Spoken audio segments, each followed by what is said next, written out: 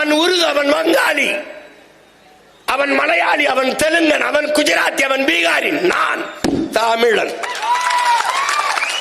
தாண்டா கோட்பாடு.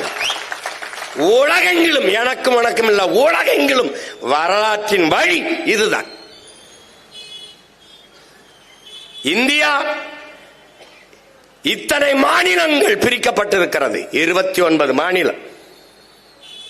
எந்த மாநிலம் சாதிக்காக மதத்துக்காக பிரிக்கப்பட்டதின் உடன் பிறந்தார்களே?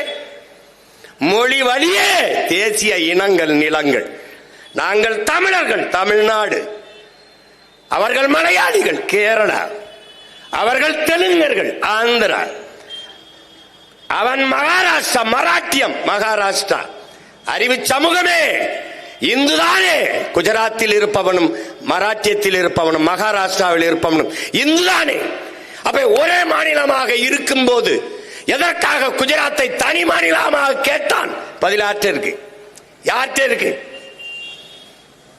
ஒரே மாநிலமாக இருந்தது மகாராஷ்டிரமும் குஜராத்தும். எதற்காக பிரிந்தது? நீ மராட்டியன், நான் குஜராத்தி. எங்க இருக்குது மதம்? பங்களாதேஷ், கிழக்கு பாகிஸ்தான், அங்க உருது வங்காள பிரச்சனை போராடுகிறவன்